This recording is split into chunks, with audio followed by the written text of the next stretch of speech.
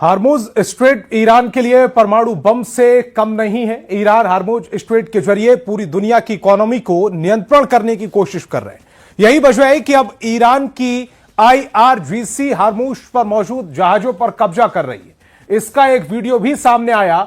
दूसरी तरफ अमेरिकी नाकाबंदी से ईरान के मंसूबों को नाकाम करने की कोशिश कर रहे हैं। खबर है कि अमेरिका इजराइल ने रिवोल्यूशनरी गार्ड कोर के चीफ जनरल वहीदी को सबसे बड़ा टारगेट बना दिया है।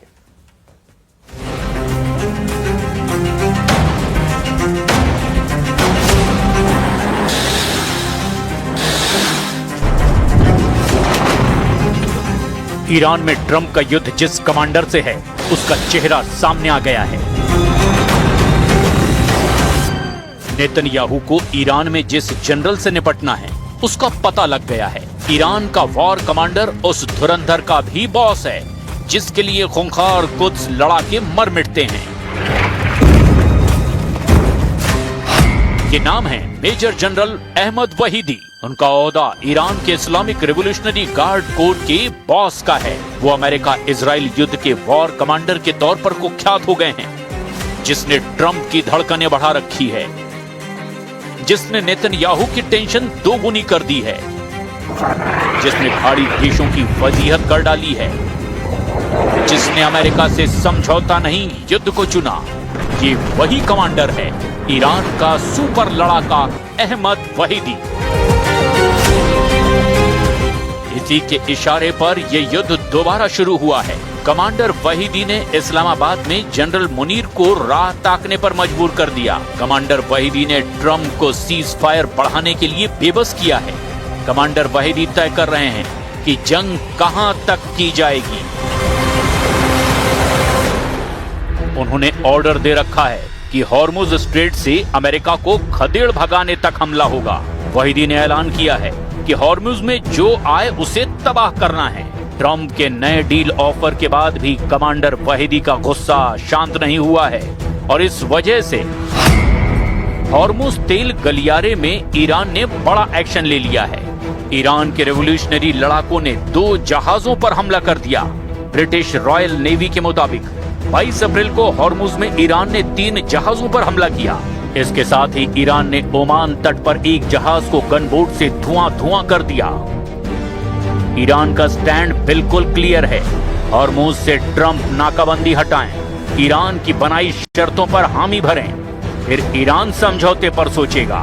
अगर इस बीच अमेरिका इजराइल ने ईरान पर हमले की गलती की तो फिर बदला किस तरह से लिया जाएगा, अब जरा ये भी सुन लीजिए। سخنگوی قرارگاه مرکزی خاتم الانبیا در پی تهدیدهای مکرر رئیس جمهور امریکا و فرماندهان ارتش متجاوز و تروریست این کشور با تأکید بر آمادگی کامل هشدار داد نیروهای مسلح جمهوری اسلامی ایران در صورت تجاوز و هر گونه اقدام علیه ایران اسلامی بلافاصله به اهداف از پیش تعیین شده قدرتمندانه هجوم می‌آورند و به امریکای متجاوز و رژیم کودککش صهیونیستی شدیدتر از قبل درس عبرت دیگری خواهند داد. अमेरिका की नाकेबंदी के बावजूद हॉर्मुज में ईरान पूरी तरह से हावी है। ईरान के लड़ाकों ने हॉर्मुज में जिन 2 जहाजों को जब्त किया, उसकी डिटेल भी रिलीज की है। साथ ही इनको कब्जे में लेने की एनिमेशन फिल्म भी दिखाई है। रिवोल्यूशनरी गार्ड्स नेवी ने बताया कि MSC फ्रांसिस्का और एपामिनोनिंडास नाम के 2 जहाजों को पकड़ा गया, क्योंकि इन जहाजों ने बिना जरूरी परमिट के हॉर्मुज में घुसकर सिक्योरिटी ब्रीच की है। ईरान ने आरोप लगाया कि इन जहाजों ने नेविगेशन सिस्टम के साथ छेड़छाड़ की थी।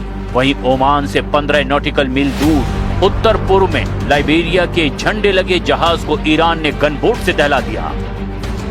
यानी लड़ाई फिर से छिड़ गई है। यूनाइटेड नेशन में ईरान के दूत अमित सईद इरावनी ने धमकी दी कि जब तक ट्रंप के जंगी जहाज ईरान के करीब मंडराते रहेंगे, ये युद्ध नहीं रुकेगा। Will it start again? We hope so. We don't know. We are ready for that. It depends on the United States. If they broke the blockade, I think that the next round of the negotiation will take place. इधर Trump दावा कर रहे हैं कि उनके लगाए blockade से Iran कंगाल हो गया है। ट्रंप ने कहा कि स्ट्रेट ऑफ हॉर्मुज के बंद होने से ईरान आर्थिक रूप से ढह चुका है। ईरान इसीलिए डील के लिए गिड़गिड़ा रहा है। ट्रंप ने यह भी बताया कि ईरान को हर दिन $500 मिलियन का नुकसान हो रहा है। हालांकि ट्रंप के दावों की धज्जियां उड़ाकर ईरान ने 2 के बदले 3 जहाजों पर कब्जा कर लिया। अमेरिका ने ईरान के ये 2 जहाज कब्जे में ले रखे हैं। एक है तोस्का और दूसरा MT तिफानी। ईरान ने धमकी दी कि हॉर्मुज स्ट्रेट इजराइल के लिए पूरी तरह बैन है। मतलब ईरान और ओमान के बीच 167 किलोमीटर लंबा, 40 किलोमीटर चौड़ा हॉर्मुज तेल गलियारा युद्ध का एपिसेंटर बन गया है। कमांडर वाहिदी का प्लान ट्रंप को हॉर्मुज फ्रंट पर फंसाए रखना है, जिससे से ज्यादा समय का इस्तेमाल हथियारों को जुटाने में किया जाए। तेहरान में मिसाइलों की परेड निकालकर ईरान ने यह जता दिया कि उसके रॉकेट गोदाम पहले से कहीं ज्यादा भरे हुए हैं। इस बीच सीज फायर एक्सटेंशन बढ़ाने के पीछे भी अमेरिका की दलील सामने आई है। अमेरिकी न्यूज आउटलेट एक्सियोस की रिपोर्ट में जानकारी दी गई कि ट्रंप ने ईरान में अंदरूनी गुटबाजी खत्म करने के लिए समय सीमा को बढ़ाया है। पश्चिमी मीडिया का दावा है कि IRGC के बड़े कमांडरों की मिलिट्री काउंसिल सब कंट्रोल कर रही है। खामनेई ऊपर जरूर हैं, लेकिन उन तक पहुंच के लिए पॉलिटिकल लीडरशिप इस वक्त IRGC और उसकी मिलिट्री काउंसिल पर निर्भर है। सवाल ऐसे में ये है, क्या फैसले IRGC या जनरल अहमद वहीदी ले रहे हैं? तालिबाफ से लेकर अराकची तक सब सीज फायर पर वही रुख आगे कर रहे हैं जो वाया IRGC उन तक पहुंच रहा है। जनरल वाहिदी का दबदबा ईरान में आज से नहीं है। वो अली खामनेई के भरोसेमंद हैं। उन्हें कमांडर सुलेमानी का खास कहा जाता है। ईरान के इस वॉर कमांडर ने बड़ी जिम्मेदारियां बखूबी निभाई है। जनरल वाहिदी इब्राहिम रईसी के कार्यकाल के दौरान ईरान के गृह मंत्री थे। महमूद अहमदीनेजाद के राष्ट्रपति पद पर रहने के दौरान वाहिदी रक्षा मंत्री के पद पर भी रहे। जनरल अहमद वाहिदी पहले कुद्स फोर्स के कमांडर रह चुके हैं। वो भी कासिम सुलेमानी की इस एलिट यूनिट के कमान संभालने के पहले की बात है। अर्जेंटीना में 1994 में हुए AMIA बम धमाके के मामले में भी इंटरपोल ने वाहिदी को वांटेड करार दिया था।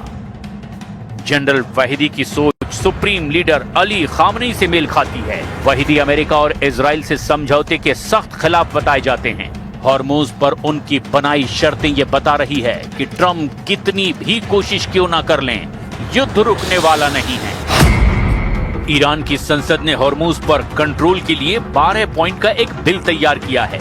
संसद ने मुहर लगने के बाद ईरान कानूनन तरीके से हॉर्मुज पर कंट्रोल कर सकेगा।